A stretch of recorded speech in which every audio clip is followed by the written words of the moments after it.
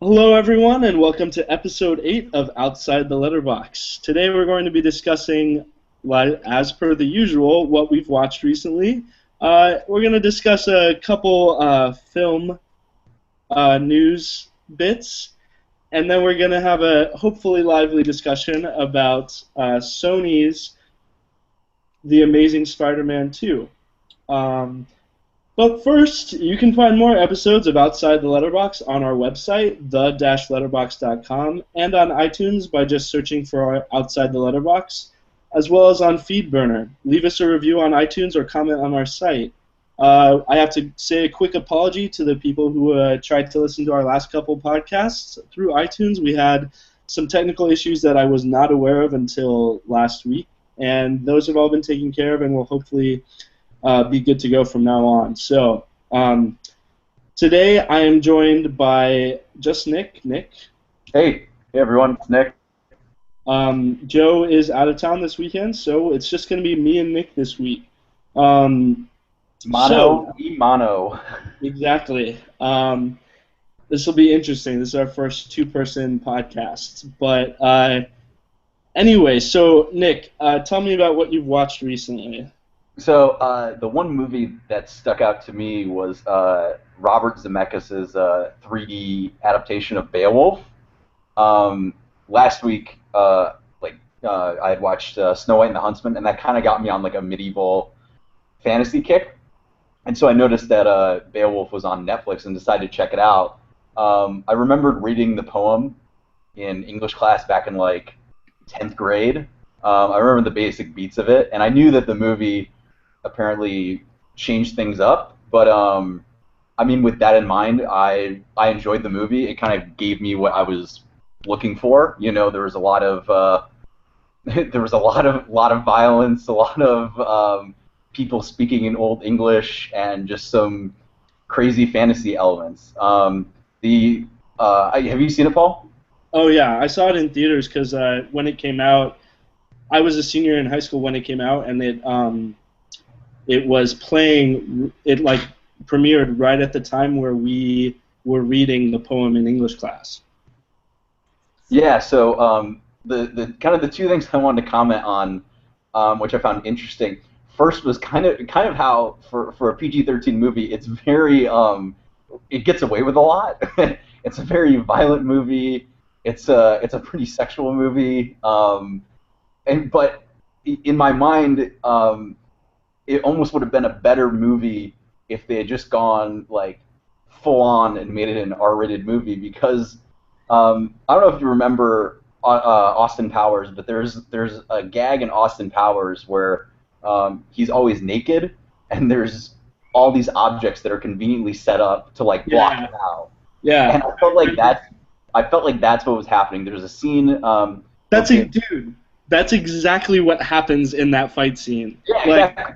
I couldn't stop laughing. I could not take the fight scene seriously. Yeah. So the first time that Beowulf fights Grendel, he's told that the monster, is just this naked monster, and he's like, okay, so if the monster's naked, I'll fight naked. So he strips down, and so there's stuff like poles in the way, people's heads in the way, like just like all convenient, just so you don't get, A sword, the edge of a table, a lot of yeah, like, it like gets to a point where like the fight's kind of cool, but then you just have like these little things that are trying to like cover it up, and it's just like it almost gets like it gets to a point where it almost made me think that the filmmakers were making like a satire of Beowulf and not like a serious adaptation. yeah. Um, but that being said, like I still enjoyed the movie, and I even thought the motion capture is actually pretty good. I would probably say it was like a 70-30 ratio for me in terms of like how much I bought into it. Like there were still moments where uh, I would get pulled out and it wouldn't look quite right. But I think because the movie, as opposed to like Polar Express, it's a way more dirty and grimy movie. And I always feel like um, when like the characters are all kind of cleaned up and you get like good looks at their faces, like that's when it doesn't seem believable. But since most of the characters were, either in the shadows or, like covered in mud or blood or something like that, most of the time it actually looked pretty convincing to me. So, Yeah, I just have to say about the movie, if you're we were when I went in to see it, I was expecting somewhat of a more serious and more faithful adaptation of the poem. Um, Yeah, and from there what I was remember, the ending is what gets changed around the most. But I'm sure that there were other changes here and there too. the ending and the whole thing about Grendel's mom is just kind of weird. Yeah, But I mean, it's enjoyable. It's fun. It's a fun movie if you don't take it too seriously, I think. yeah. And like I said, like I was just looking for a medieval fantasy movie, and it kind of hit all the boxes I was looking to check off for. Which, So I would recommend it, even if like I don't know if everyone who loves the poem will like the movie, but I think it's still an interesting watch to watch it and then talk about it afterwards. yeah, even if although it's somewhat a shame because it is technically, I guess, an animated movie that it wasn't, I guess, more serious, or at least successful at being serious because there are so few Yeah, animated yeah, films and it kind of makes me wish that in yeah, you're America. right. 'Cause it seems like during the 70s and 80s we had a lot of like all animated movies, not even just like in terms of the content, but in just in terms of like the storytelling. Hmm. Um, and especially with like the motion capture, I know a lot of people have like mixed feelings about it, and there was the whole thing with like Mars Needs Moms tanking, and it kind of like pulled the plug on all that. But it's kind of one of those it's one of those techniques that I've always been interested by, even if like most of the time I don't think it's always successful. Um, so I think it's a shame that it's kind of been forced out. I would love to, especially since like motion capture technology is so big in most live action movies that you see today. Um, I would definitely be interested to see if it makes a comeback and if they can bring it to an even better level of realism. Yeah. Um, Yeah, it did. That movie did have a lot to do with advancing motion capture, but it was still actually I think it was mildly successful, but it wasn't the hit I don't think Robert Zemeckis was hoping for. Um, just like Polar Express, which is a terrifying movie, but which is a shame because I really love that book. Anyway, I'm getting off track. Uh, I'm going to go ahead and talk about what I watched this week. This was not a very good week for me in terms of um, getting a lot of movies in. I started watching a TV show called, or a miniseries called Generation Kill. I don't know if you've heard of that, Oh, nice.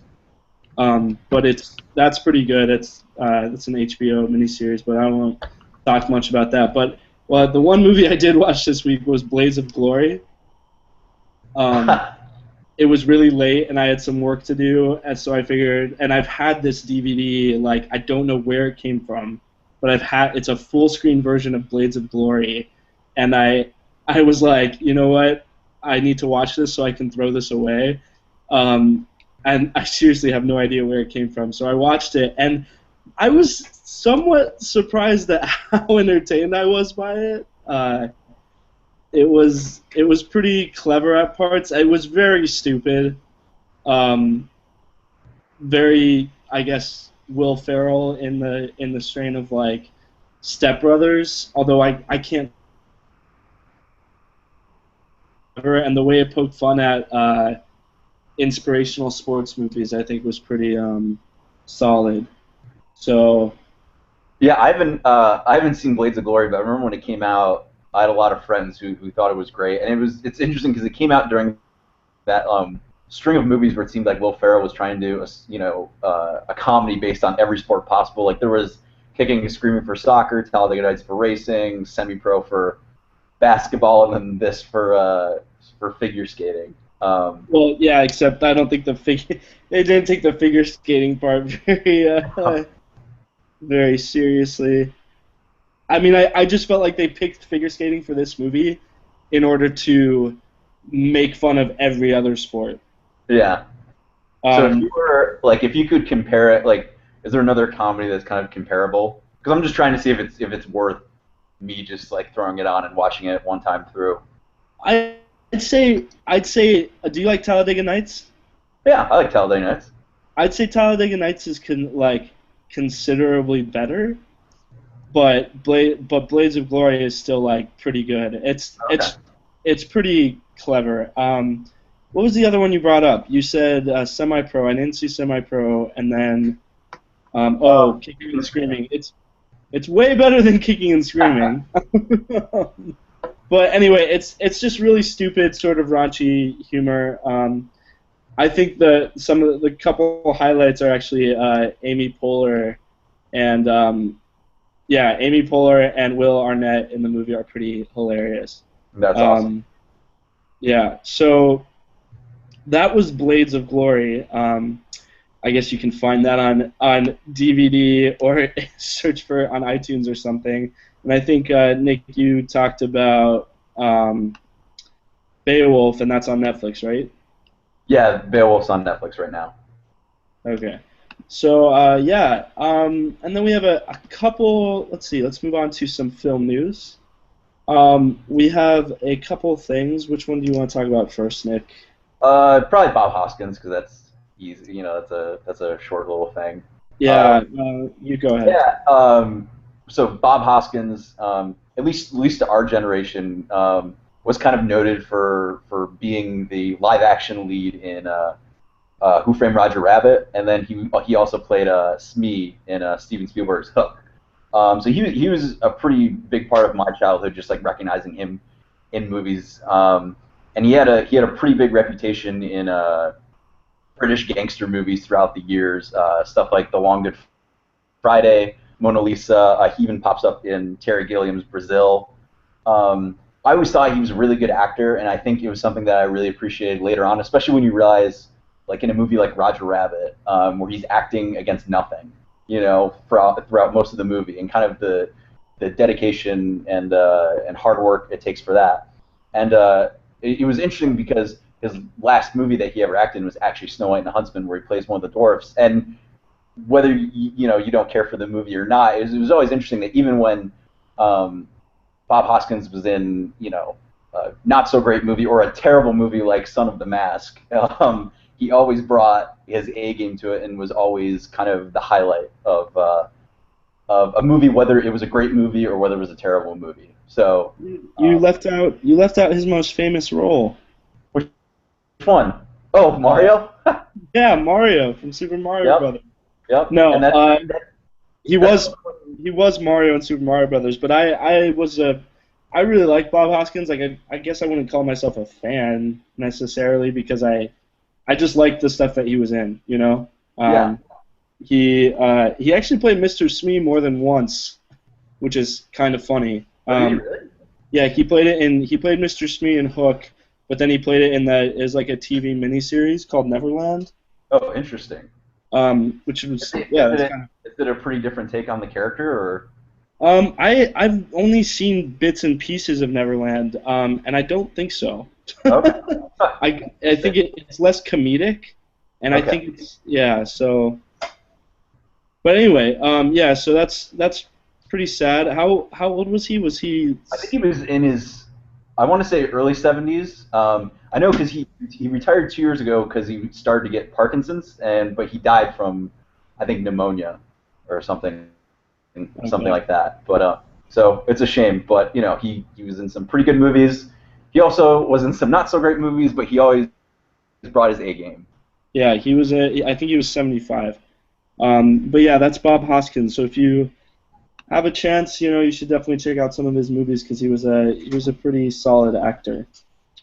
Um, anyway, that brings us to our somewhat lighter news. The Star Wars Episode 7 cast was revealed. And Nick, what were your thoughts on the Star Wars Episode 7 cast? So I was really excited with the cast list. Some of the names have been floating around as possibilities, but then there were a few that were completely out of left field, no one had heard of until the day the cast was announced. So it was really exciting. I think if I'm most excited for one of the actors in the movie, it's probably Oscar Isaac, but just because he's been one of those actors who I noticed in like smaller movies, and I've kind of been following him for probably, I guess it's been about like 5 years now, because he was in Ridley Scott's Robin Hood, he was in Drive, he was in Inside Llewyn Davis last year.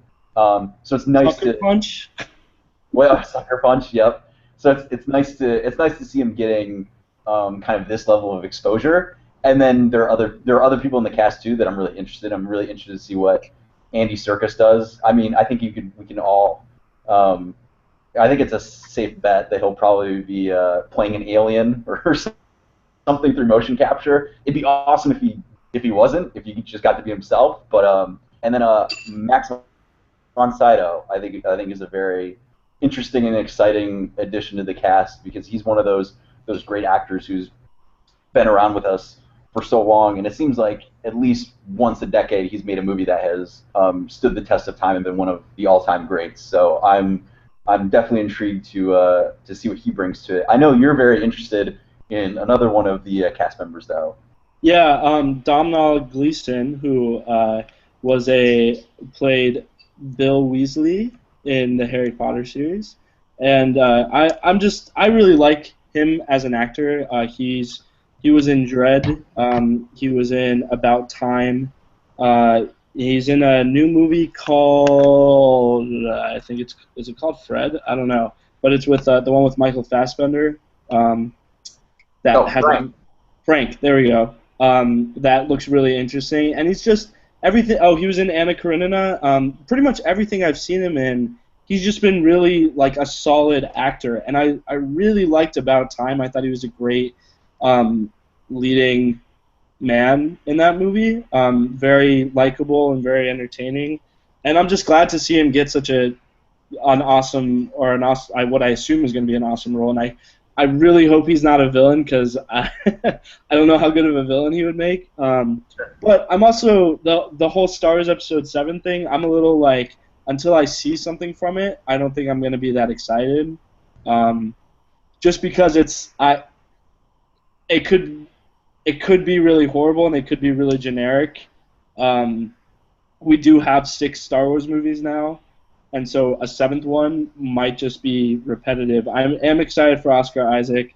I'm excited for Adam Driver, Oh, yep, and yep. I don't know anything about John Boyega or Daisy Ridley. I don't think many people do. Yeah, Daisy Ridley is. I think she's as close to being an unknown. And then I haven't seen the movie, but John, is it John Bagaya? Is that how you say Yeah, his name? He was in Attack the Block, which came out a couple years ago, and a lot of people I know love that movie. So that's. I mean, I think the best thing that can come out of this casting thing is if people go back probably and watch that. They go back and they watch Inside Llewyn Davis. They go back and watch all these great movies that all these actors have been in before. So hopefully their casting in this movie will give new life to some of their previous work. yeah, and John Boyega is actually in the new season, or I guess short series of 24 Live Another Day. Oh, So that's pretty cool. yeah, um, but regardless, I gotta wait until I see something from the movie to sort of convince me that it's gonna be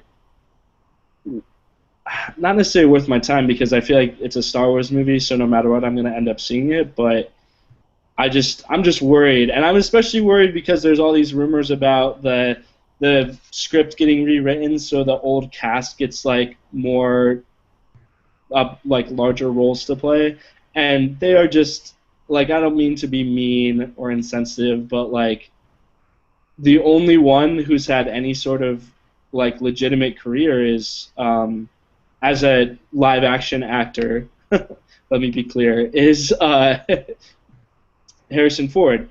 I mean, Yeah, Carrie Fisher's been in stuff here and there, and then Mark Hamill has done a lot of great voice acting. But I, it's I mean, interesting because one of the pieces that came out was that Harrison Ford's role is going to be gigantic. That was that was the key word, and so which makes me think, and this is speculation, it's not spoilers or anything, but that they'll kill him off. You know, mhm. I wouldn't be surprised if all three, if Han, Luke, Leia, the roles are big in this film, and then they take a step back to let these younger, newer actors take over. Kind of in the same way that like, Alec Guinness is a big part of episode 4, and Liam Neeson's a big part of episode 1, and then their characters die, and then the new characters get to step on up and take over some of the responsibilities. I mean, I don't know exactly how that'll all play out, but I think it's a safe bet. I just I just don't want them to spend an entire movie on those characters. Yeah, I don't think. I think something that's important to realize is if you look at the press release, the order in which they list the actors, people are theorizing is the actual order of what like the credits could be. And so John Boyega is at the very top, followed by Daisy Ridley, and then I think it's Adam Driver, then Oscar Isaac, and it's not until like the middle of that press release that you actually get Harrison Ford, Mark Hamill, Carrie Fisher. Which that's an assumption on our part, but I think if that's I think that could be very telling if that proves to be correct. Yeah, and I don't know. Yeah, I don't know. We'll see. All right. It's pretty exciting. I'm not, like I said, I'm not too stoked for the movie just because I'm a Star Wars fan, but I'm not a huge Star Wars fan. I think you're much bigger. Yeah, I'm a lifelong I'm a lifelong Star Wars fan, so I'm very, very excited for it. I'm more excited for Jurassic World than I am for Star Wars, but that's fair. That's a totally different story. So anyway, that's our film news for this week. Just a couple things that we wanted to talk about up in here. And now we're going to get to our main topic. Sony and Marvel's, or I guess Sony's new release, The Amazing Spider-Man 2, which came out on Friday, and which I saw at a midnight showing the night before. And Nick, you saw it Friday, right? Yeah, I saw it Friday. Well, before we talk about The Amazing Spider-Man 2, what did you think of The Amazing Spider-Man 1? Amazing Spider-Man 1, I thought it was okay. I think a lot of the problems kind of associated with it is that it kind of felt rushed. It kind of felt repetitive because it was rebooted 5 years after Spider-Man 3 came out, and so everyone kind of just saw the movie as an excuse for Sony to keep the rights so they didn't revert back to Marvel. Amazing Spider-Man 1 did a lot of things that I liked. I really loved the grounded approach to Peter Parker, his relationship with Gwen Stacy. I thought the character stuff was pretty good. Other than that, like the first and last time I saw Amazing Spider-Man 1 was in the theater. It just wasn't a movie that I felt obligated to go back to, which I always thought was weird because I was a huge fan of the Raimi Spider-Man films, and I've been a Spider-Man fan since as long as I can remember, and I always found it kind of weird that I just never had any real desire to go back to rewatching The Amazing Spider-Man. So, yeah. So those are kind of my thoughts on that. So I'm just gonna say my thoughts on the first one. I think that Andrew Garfield and Andrew Garfield and Emma Stone are 100 times better than Tobey Maguire and Kristen Dunst ever were together. I agree with that. They're more interesting to watch on screen. They're more believable as a couple.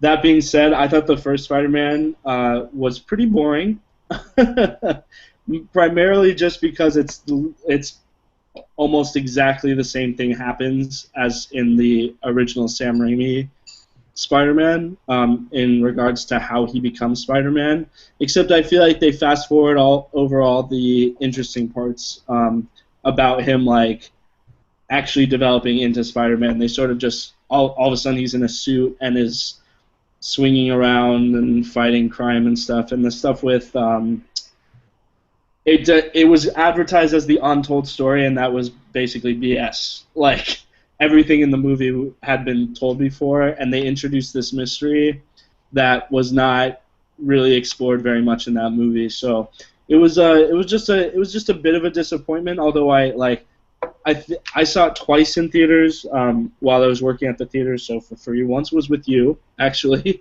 Yeah. and the other time I went with my girlfriend, and so it was like the second time I saw it, I think I fell asleep a bit, just because not because I think it's necessarily a bad movie. I just thought it was the same thing.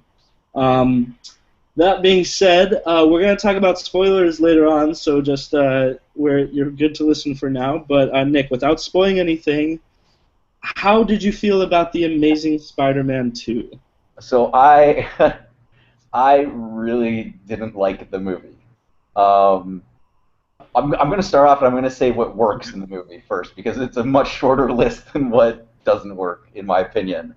Um, like the first one, I think the Peter Gwen relationship, I think it's the best stuff in the movie. Mark Webb, the first movie he made is one of my favorite movies. A little romantic comedy called 500 Days of Summer, and I think some of the best scenes in Amazing Spider-Man 2 feel very close to some of the scenes in 500 Days of Summer. I think Mark Webb is very good at characters and relationships. I don't think he's as good at managing huge plot threads and gigantic action sequences. But that being said, this is probably the first Spider-Man movie where Spider-Man is done right. Just seeing him, swing around New York City is exactly how I imagined him growing up. He's got his trademark humor. He actually saves people, which after last year watching Man of Steel and seeing so much destruction and not seeing Superman really save that many people, it was nice to see someone who actually goes out of their way. Like that's their job. Um, um, and then kind of the third thing is just like Spider-Man, like his interactions with the citizens of New York. There's a great scene where he helps a little kid with his science project after he's been beaten up by bullies, and he walks the kid home, and it's like that's who Spider-Man is. That's what I always saw in him growing up, and there's some great moments where he pops up with a couple firefighters and he acknowledges them by name, and like that's who Spider-Man is. He's he's a man of the people, and I was so glad to see that happen, especially because like as much as I'm a fan of the early Raimi movies, like not everything they did was great. Tobey Maguire's version of Spider-Man wasn't exactly wisecracking. I can remember one time he cracks a joke in Spider-Man 2, and that's about it. But yeah, so that's what I thought worked in the movie. What didn't work, I'm going to try to do this as broadly as I can, so I don't spoil anything. But I think there's way too much going on in this movie.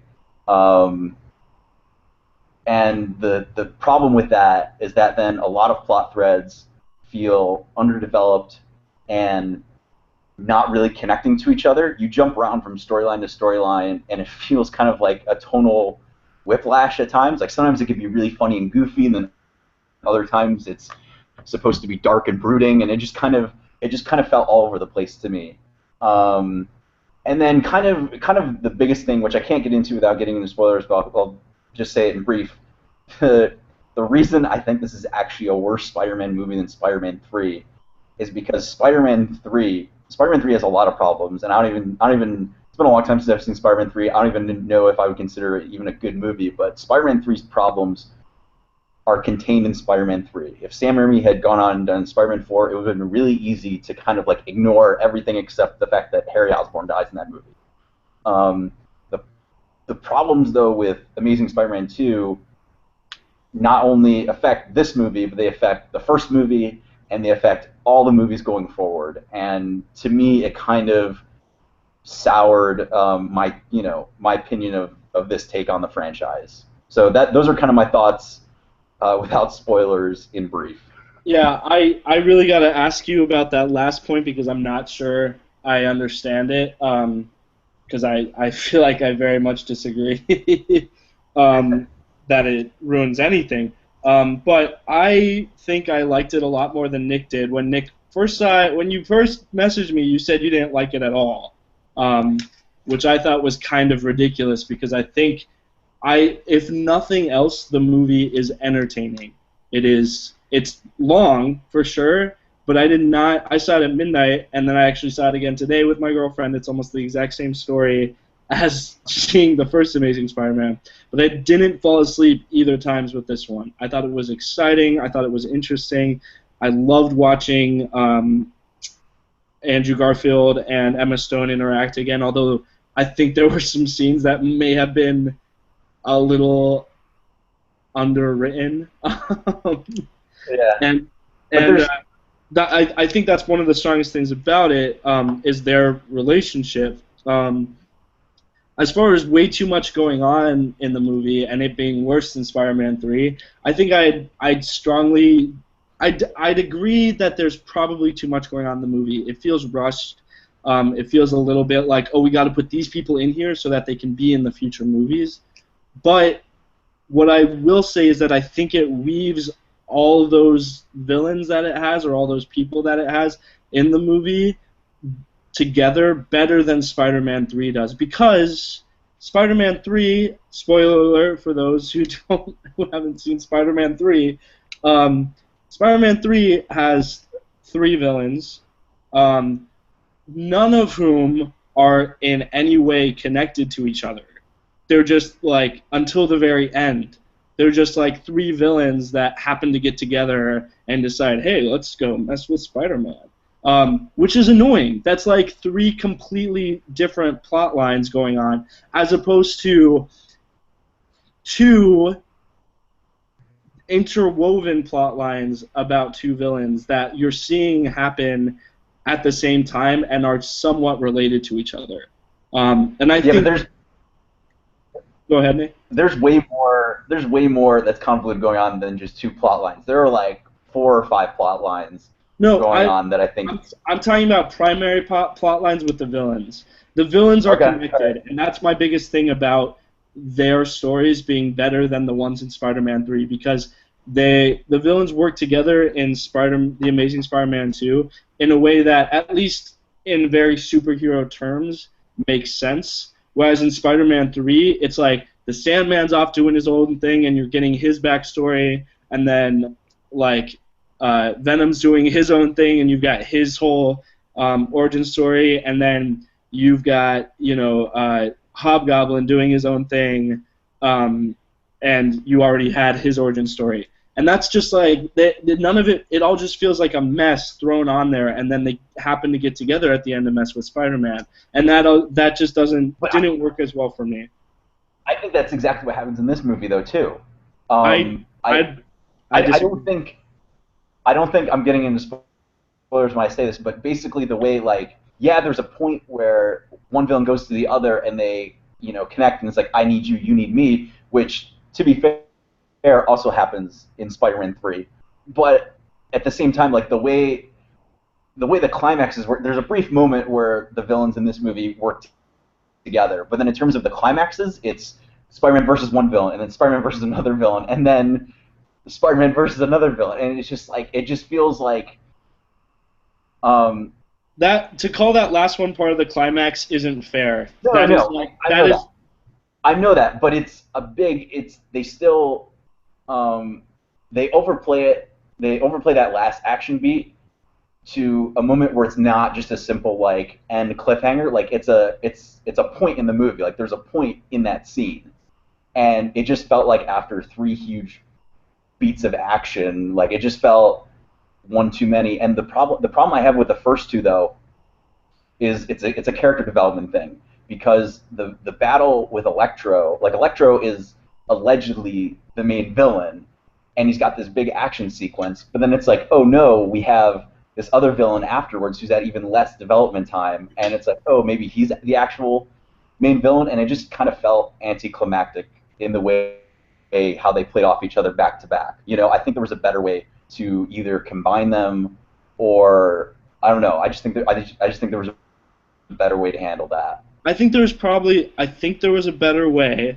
and I don't want to get into spoilers, but I also think that dramatically there's a way that it makes sense that I'm not sure you're considering. Um, Either way, I think the movie is like, it's totally worth checking out, if for nothing more than entertainment. I appreciate it on a more like technical and artistic level that Mark Webb was trying some different things with it. This isn't necessarily different, but the spider sense and the slow motion stuff and all of the action scenes I thought were amazingly well done and well choreographed. I Yeah, agree. Like, the final action sequence with Electro has bothered me for a while, particularly because um, one extended shot was the money shot in the trailer, and it's the one where Spider-Man's swinging around and all the like power grid things are just blowing up around him. And I had the thought seeing the trailer when it first came out, and the same thing happened in the movie where it just seemed like I kind of took a step back and was like none of this feels real or grounded, which is a weird thing because like I love sci-fi movies, I love fantasy movies, but for some reason like this moment really took me out and was like there's nothing. It's just big, action that like it just didn't mean anything to me well, in that moment. And I think that was a huge problem for me, and I don't know what it was because usually like I don't have a problem with giant science fiction action stuff, but for some reason um, that climax in particular did. I don't know what to say to that because I wasn't really thinking about it in terms of, oh, this is really real and dangerous because I don't think I've ever thought that about a Spider-Man movie. But I was thinking, damn, this looks really cool the Yeah, whole time. I guess just to a point, it just didn't. Um, I don't know. It's not. I just didn't care in that moment. Like it was just like, all right, we're blowing stuff up, and it just kind of felt indulgent to me. You know. This coming from the person who likes The Hobbit. Anyway, I think we need to get into spoilers because I really want to know what you mean by your last point. Um, Okay. and I think we'll have a longer discussion in spoilers. Um, I think the movie's worth checking out. I don't think Nick does. He thinks it ruins Spider-Man. Um, apparently, right? Am I wrong in saying that? Yep. No, Oh, no, you were not wrong. okay. In So Nick thinks it I ruins said that. Spider-Man. I think it's a fun time. And yeah, so from this point forward, we're going to be talking about spoilers for The Amazing Spider-Man 2. If you do not want the movie to be spoiled, you can skip to the end of the podcast to hear our outro. Otherwise, you have been warned, and from this point forward, spoiler alert. Um, Okay, wait. I have a question first. yeah, Okay, so Electro died, right? yeah, presumably. Okay, because I thought that was kind of confusing just because of the way I don't know.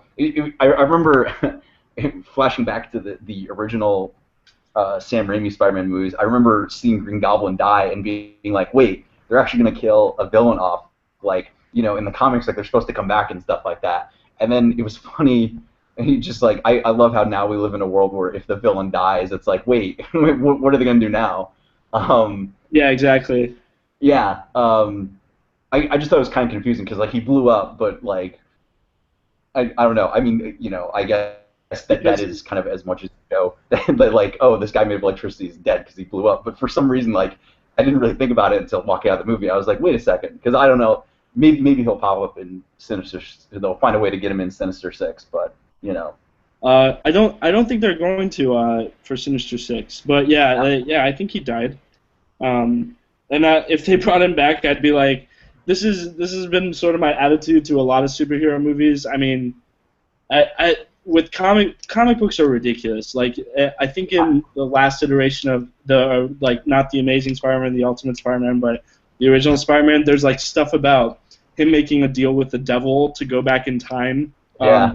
And not be married to like Mary Jane or something. And Yep. like comic books are just like ridiculous. It's funny. There used to be a saying that the only people who can stay dead are Uncle Ben, Bucky, and Jason Todd. And then they had to change that because both Bucky and Jason Todd came back to life. So now Uncle Ben is the I think Uncle Ben and maybe Gwen Stacy too are the only two people who have ever died and technically stayed dead.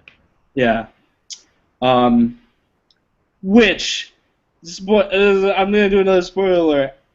I knew it was coming. I knew it was coming I knew that that like that she was wearing the same clothes or whatever as she does in the Yep. comic book, and I was just hoping so bad that they would not kill Gwen Stacy because without Emma Stone, I'm not sure I want to see the next Spider-Man movie, which is Yeah, a problem.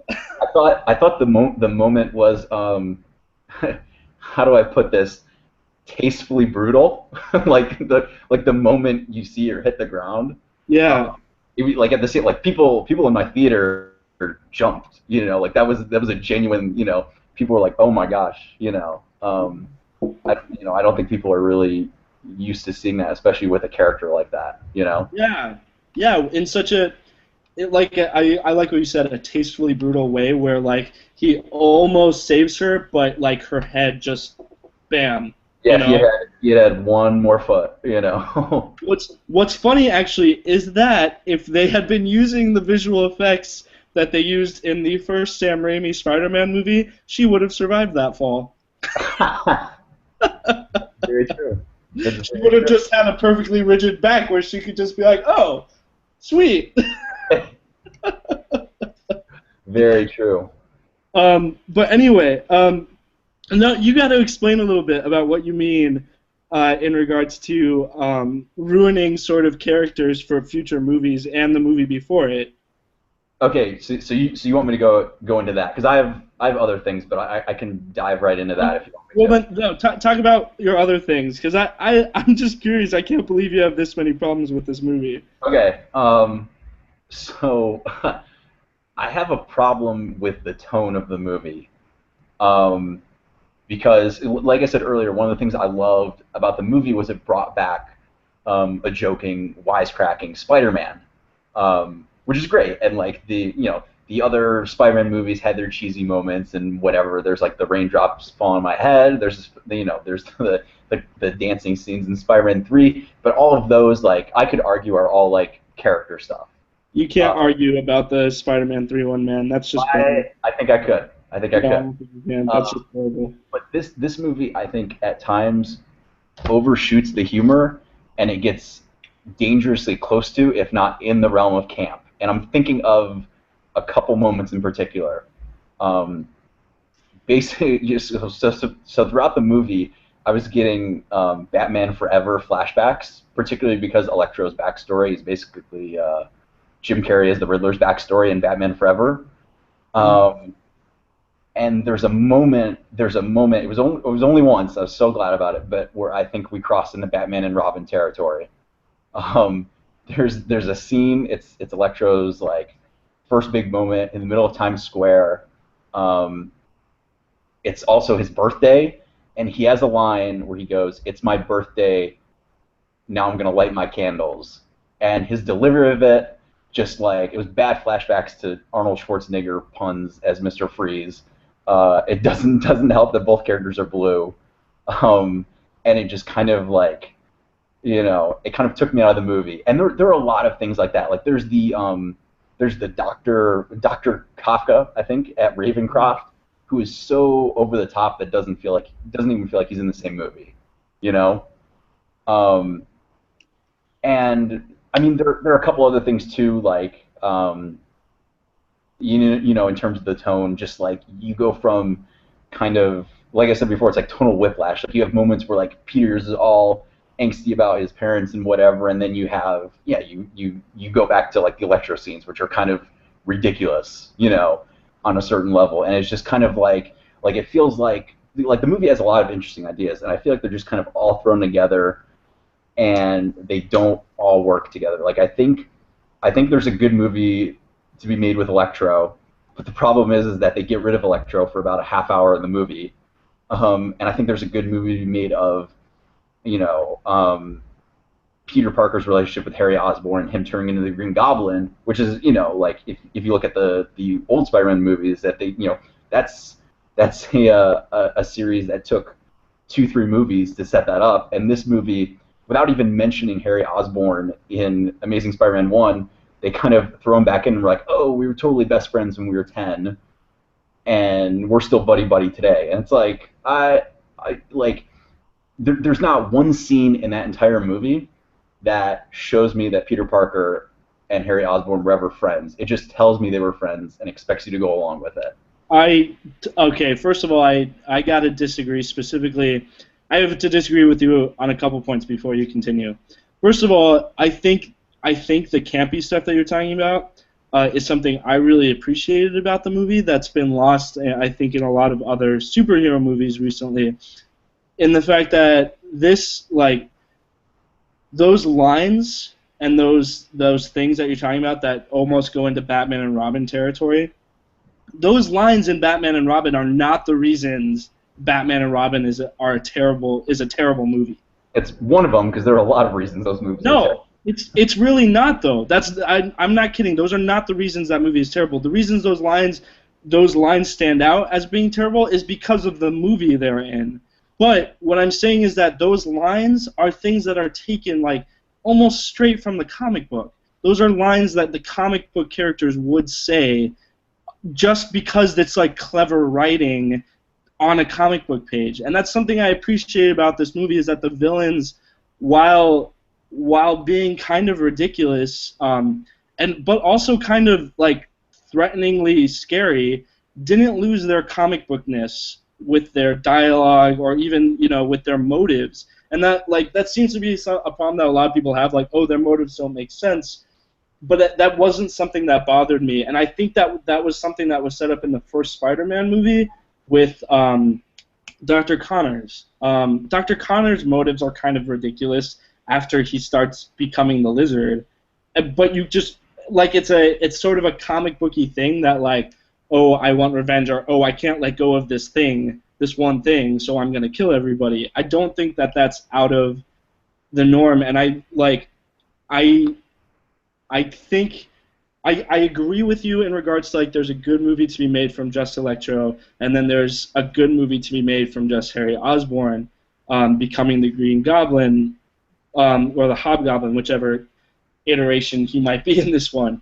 And I think that in this movie it is definitely rushed. Like, I would have much more appreciated if they had spent the whole movie with Electro, and then Harry starts leaning towards that by the end of the movie, and then the next movie is about him becoming that or something like that. I would have appreciated that more. So I'll agree with you there.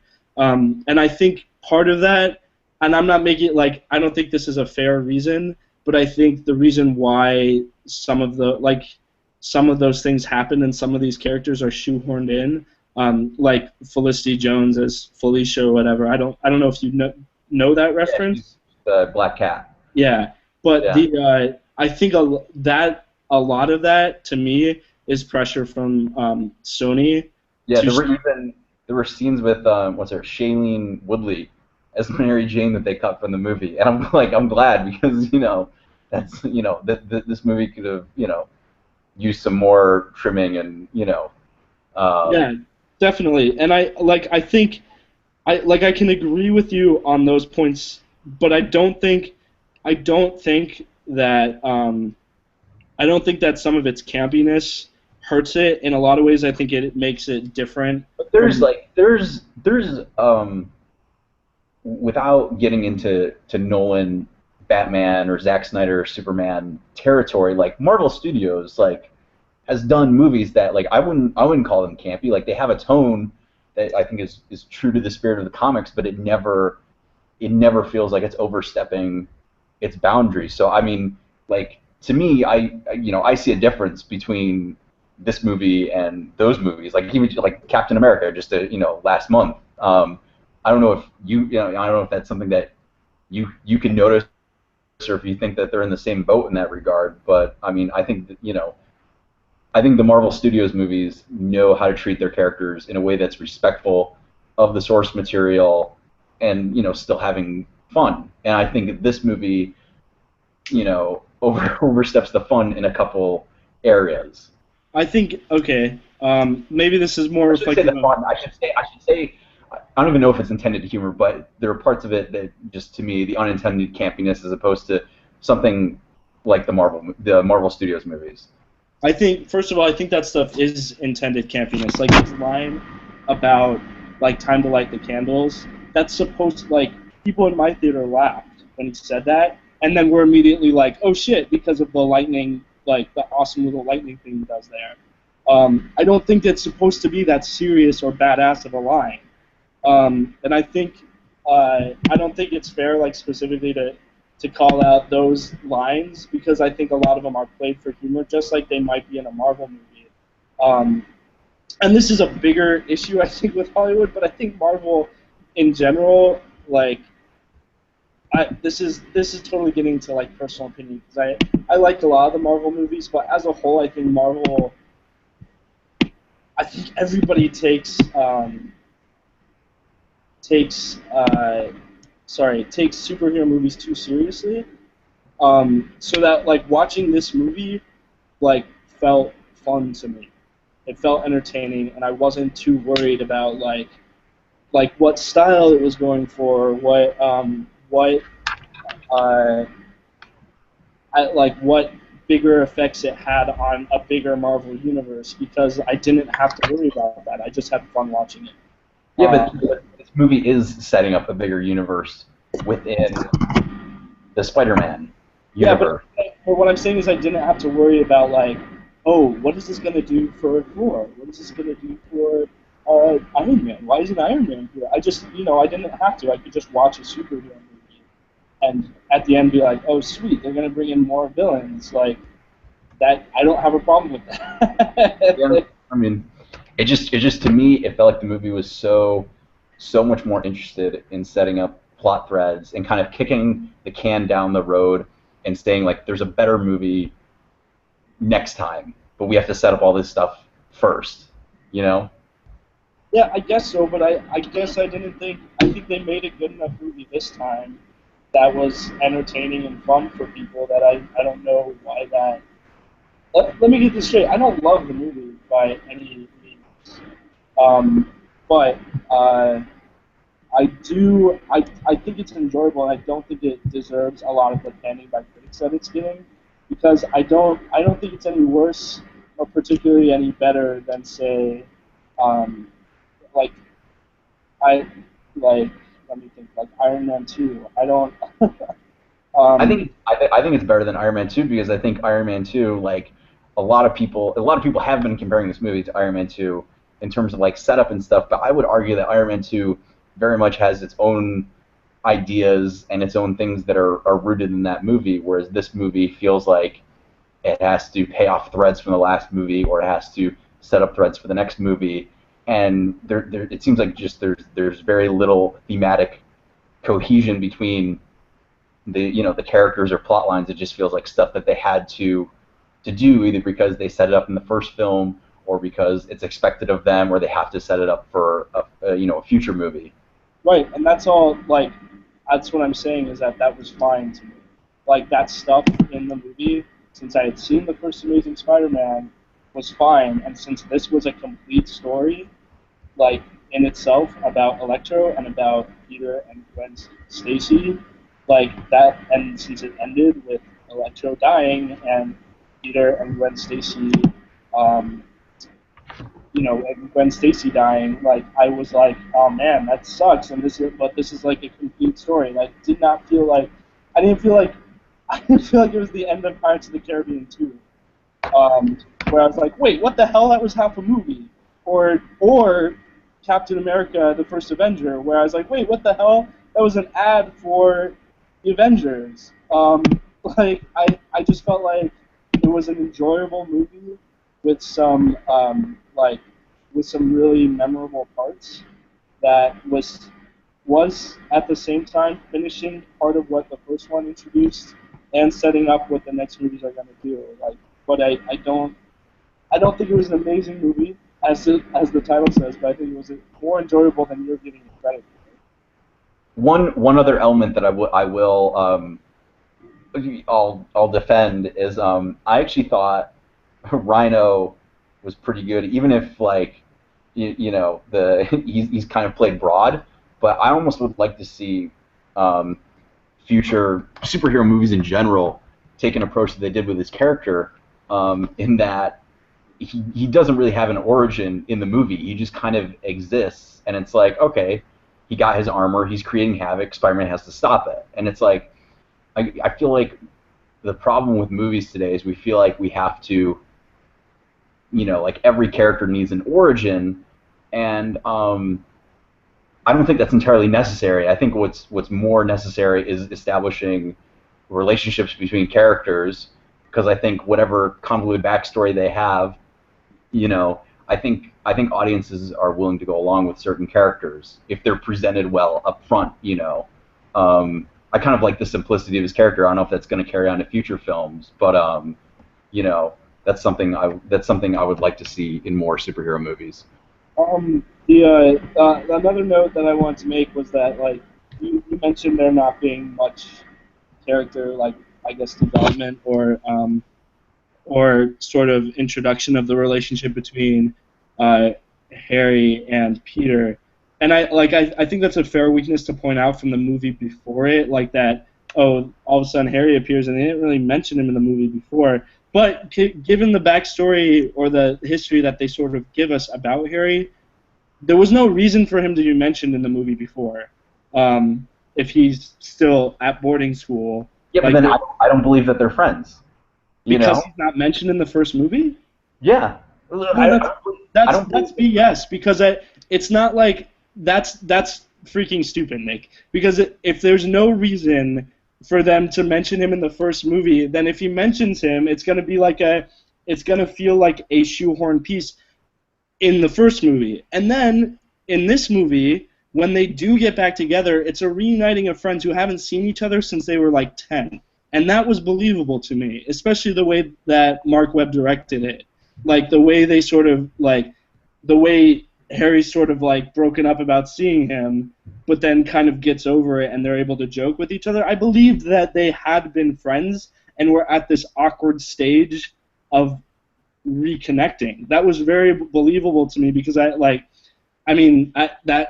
felt like that's how that would happen if you haven't seen someone in 10 years, but you were best friends with them when you were little kids. You're very different people now, and it's not that I don't think they were trying to make it out like, oh, we are best There's friends now.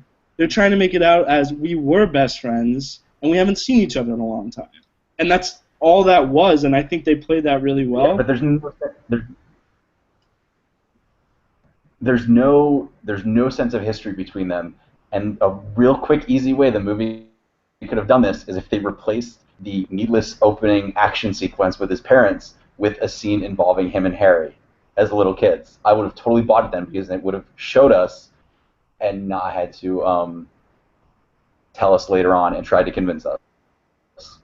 I first of all, I don't think it like I don't know. I didn't have a problem believing that they were friends. I agree that would have been a better way to do it, to introduce us. But I didn't need a scene of with them as kids to believe that they were good friends.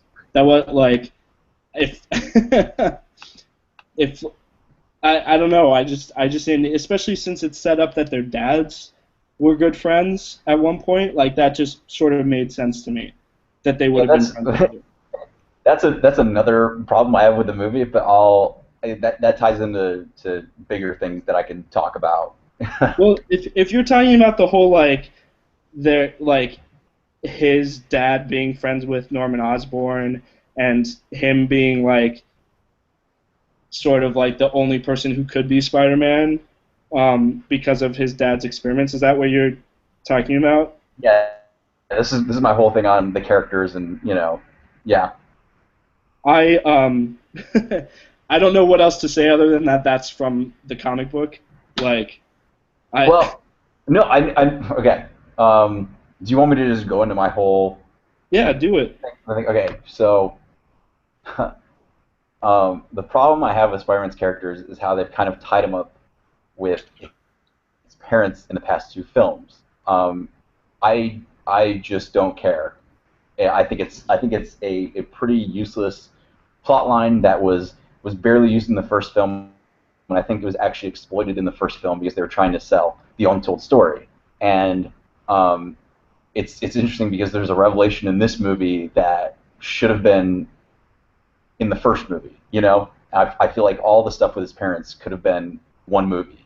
You know, of Yeah, him that's totally fair. I think they that's figured it out.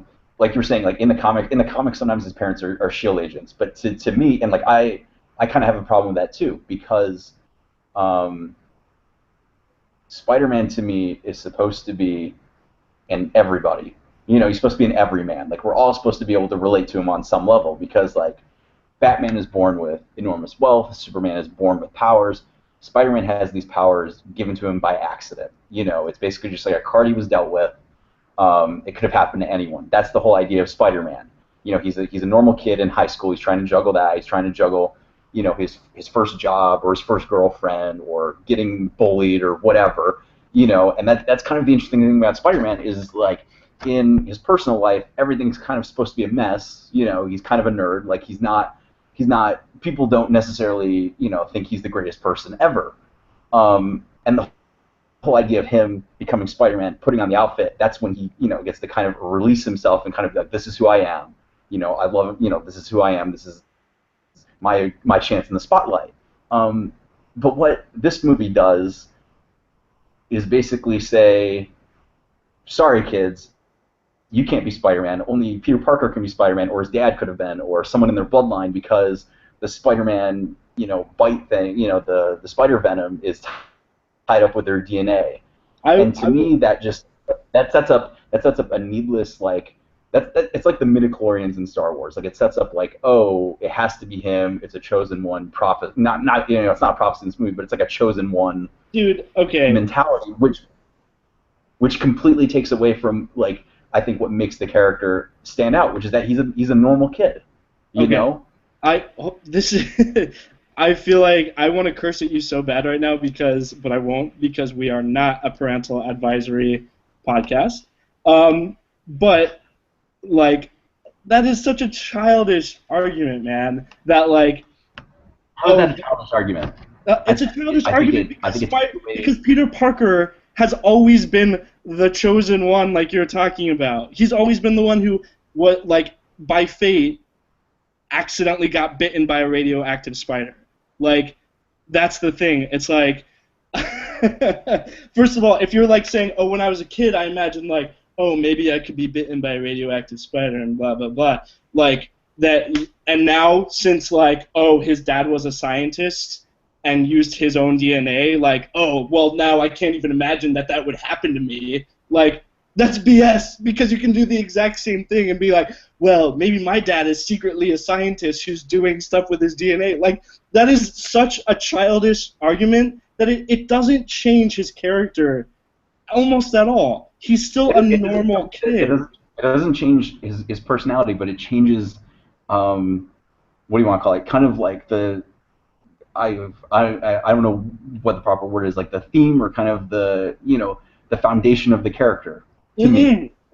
No, it doesn't. And I think The Amazing Spider-Man 2 almost proves that, in the fact that what Spider-Man stands for is resembled in that little kid whose homework he saves, and then he shows up at the end trying to be Spider-Man. I know. But like I think the movie's confused on that point. I don't think it's confused at all. I don't think it's trying to say that Spider-Man is the chosen one in the stuff that happened with his dad. I think all it's trying to do there is have character development for Peter Parker. But how does that develop his character? How does that actually help his character by making him a chosen one? You know. Because that's not the point of that scene. He's not realizing he's the chosen one. He's realizing that his dad was not an asshole like his aunt just told him. Well, he could have realized that without being the chosen one. Yeah, but then it wouldn't have gone with the comics, which is what they're trying to do. Yeah, like that's the idea that that comic storyline ruins his character is stupid, because he's still just a normal kid who happened to get bitten by not a radioactive spider, but a genetically altered spider that, oh yeah, his dad happened to make. Like, I don't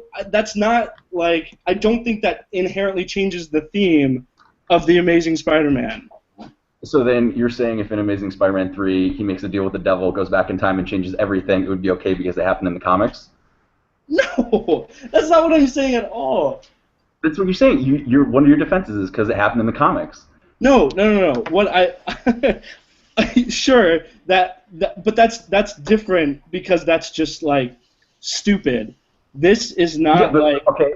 what I think happens it's with his dad isn't necessarily stupid. It almost like makes what happened make like more sense and why no one else could ever replicate that. I just That's think the all whole that thing with his does. parents.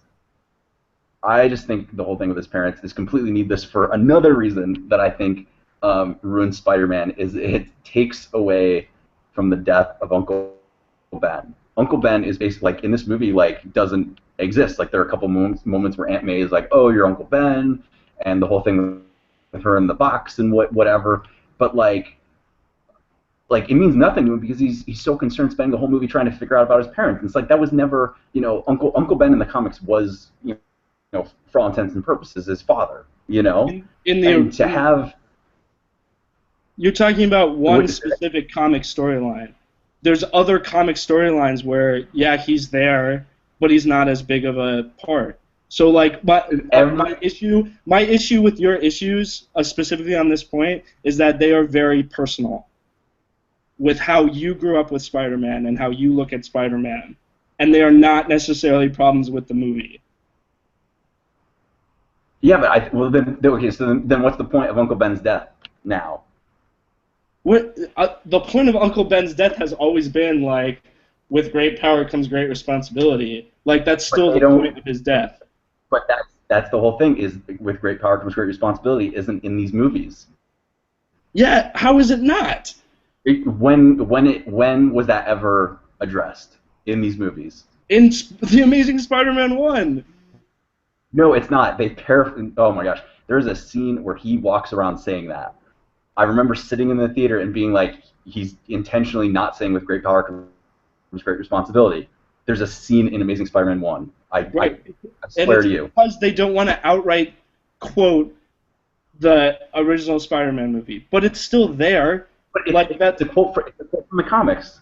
That's not a quote from the movie. I think this whole no, I think this whole new take on Spider-Man has tried to differentiate itself from the Raimi movies, and by doing so has differentiated itself from the comics on a fundamental The specific level. comic storyline that you're attached to, that's what it's differentiated itself.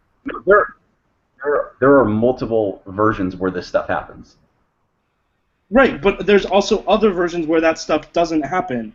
Like that's what I'm saying is it doesn't, and I don't think it ruins the whole with great power comes great responsibility thing. I think it's just like, okay, that's sort of one theme of Spider-Man. Let's explore more things that Spider-Man can be about.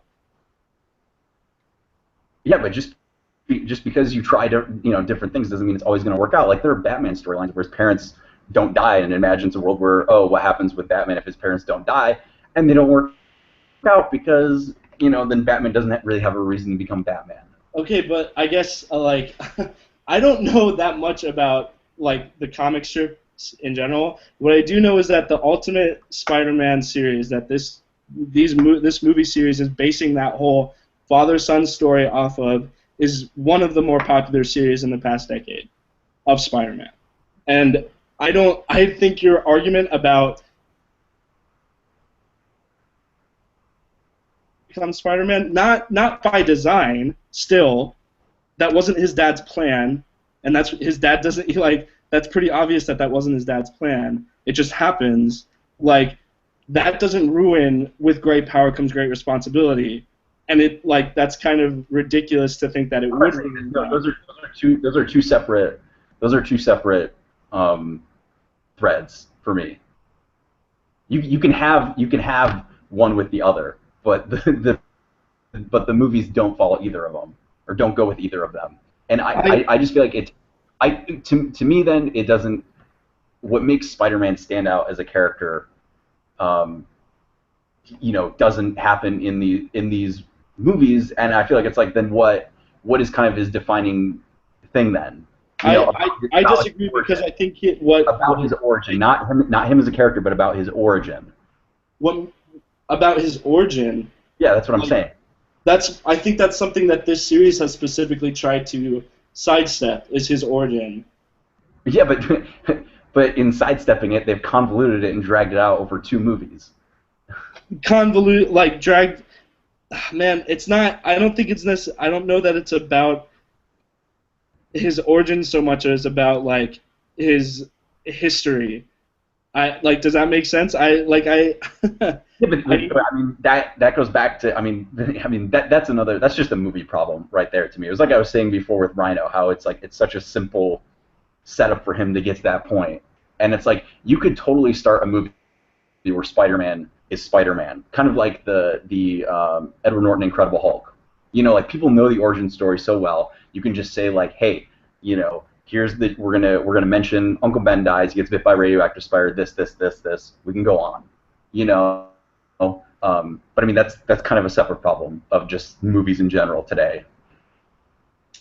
I just don't. I don't think you give this movie enough. Like, it's more enjoyable than you're making it out for. And I like to say it ruins Spider-Man, but also in the same like discussion, say it's the best version of Spider-Man. So it's the best.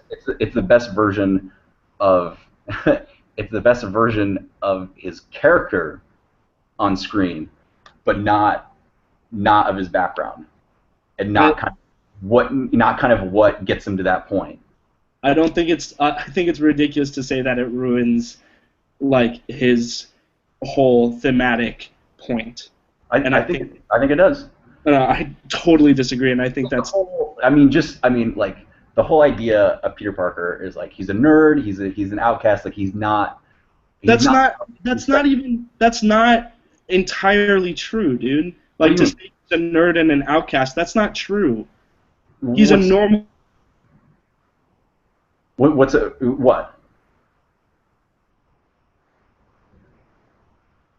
I don't. I mean, it's just like that's the whole thing about Spider-Man is he's supposed to be like and everybody who gets thrown into these extraordinary opportunities. And I feel like if you take away the accidental, nature of it, and you make it like it's like okay, so if we're talking about if we're talking about like stats on this or whatever, like the chances of anyone becoming Spider-Man like in a normal universe is like 0.00001%, whatever. But by making it so that it's only his DNA, that increases the odds of him right, which exponentially. Doesn't change the fact that he's a normal kid trying to deal with romances and everything. It just changes how plausible the technical aspects of being Spider-Man are. No, that's all it does. I don't know. Anyway, I still don't buy it. All right, well, we really have to close the podcast for tonight with one that I don't want to know what would have happened if Joe had been here, because we're like 12 minutes, 15 minutes over what we were trying to go for. But anyway, we have to close the podcast for tonight. I think it's safe to say Nick really disliked The Amazing Spider-Man and doesn't think it's worth seeing. I think it's a pretty decent movie and is worth watching if you like entertaining. Okay, can I summarize what most of the positive opinions I've read sound like? Sure. They sound like, I'm going to get a little vulgar, but it sounds like to me that people are like, this is a crap sandwich, but the bread tastes really good. No, dude. That's what I think, because everyone. Oh my gosh, you're gonna get me going again, man. That's totally unfair to this movie. That's like people being. I don't know what people are expecting from a Spider-Man movie. I just want it to be fun, enjoyable, and not have to be so convoluted on needless plot threads. We have to stop. We have to stop talking about it. One last thing. That's not everything this movie was. It's not even that I'm arguing that it's not just a bad Spider-Man movie. I just think it's not a well-made movie. Whatever, man. I think it was fun. I think it was a fun, entertaining movie. Nothing more and nothing particularly less. And I have never expected more from a superhero movie. So, anyway, we really have to stop. That concludes our podcast for today. You can find me on Twitter at pfduda. Nick, where can people find you? They can find me at Shout92 on Twitter. And again, you can find more of our episodes as well as articles and film news On our website, the-letterbox.com, you can find our podcast again on iTunes by searching for Outside the Letterbox, as well as on Feedburner. Leave us a review, a comment, send us a comment on our website or follow our website. Yeah, we'd love to hear from you. Anyway, I'm not sure exactly what we're going to be talking about next week. Do you know what's coming out next week? Neighbors comes out next week.